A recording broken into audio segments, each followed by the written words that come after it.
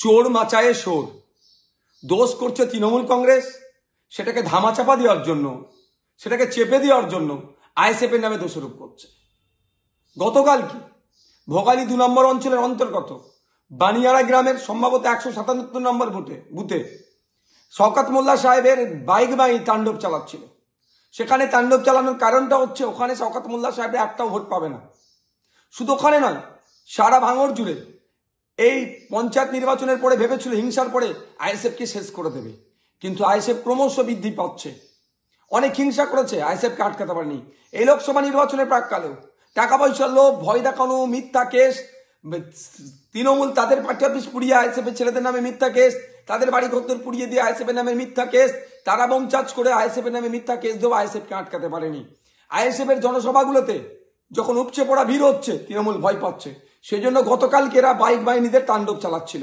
Bike বাহিনী যখন গ্রামে ঢুকে বোমাবাজি করছিল, আইএসএফ কর্মী সাধারণ মানুষকে বিতস্তত করে সন্ত্রাসের পরিবেশ কায়েম করে যাতে এরা ভোট দিতে না বার হয়, যখন এই ভয় দেখাচ্ছিল, আইএসএফ এর কর্মী সমর্থকদেরকে ভয় দেখিয়ে চমকানো ধমকানো যখন চেষ্টা হচ্ছিল, আমাদের পক্ষ থেকে অর্থাৎ আইএসএফ এর পক্ষ থেকে লোকাল প্রশাসনকে জানানো হয়েছিল এই বাইক বাহিনী এইরকম বোমা চার্জ করছে, এইরকম অন্যায় করছে।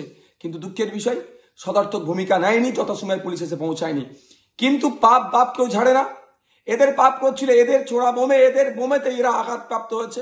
এখন এদের যে অন্যায় করেছে এই দোষটাকে ঢাকা দেওয়ার জন্য আইএসএফ এর নামে মিথ্যাচার করছে, আইএসএফ কে দেখে দিতে চাইছে।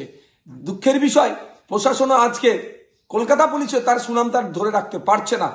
কলকাতা পুলিশও শাসকের দলদাসে পরিণত হতে চলেছে। আমাদের ছেলেদের নামে মিথ্যা মামলা দিচ্ছে, আমাদেরকে দোষারোপ করার চেষ্টা করছে। আমি অন ক্যামেরা বলছি, শওকত মোল্লা সাহেবরা জানে শুধু ভাঙন নয়, এই যাদবপুর লোকসভার কথা বলছি, শান্তিপূর্ণ নির্বাচন হলে একটা জায়গায় বুথে এরা লিড পাবে না, পরাজয় হবে। সেই জন্য পরাজয়ের ভয়ে আইএসএফ এর কর্মীদের উপরে মিথ্যা মামলা দিয়ে যারা কর্মীরা যাতে না বুথে বসতে পারে, সেই জন্য এইগুলো অন্যায়গুলো করছে আর আমাদের নামে দোষগুলো চাপিয়ে দিচ্ছে।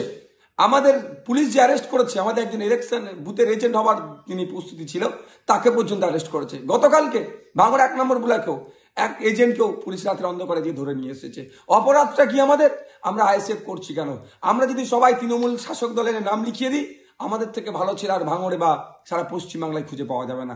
কিন্তু আমরা ন্যায় প্রতিষ্ঠা করতে নেমেছি।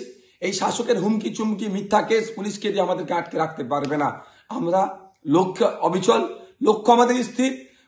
তৃণমূল মুক্ত ভাঙড় করব, দুর্নীতি মুক্ত ভাঙড় করব, তৃণমূল এবং দুর্নীতি মুক্ত বাংলা করব, সেই লড়াই আমরা অবিচল আছি।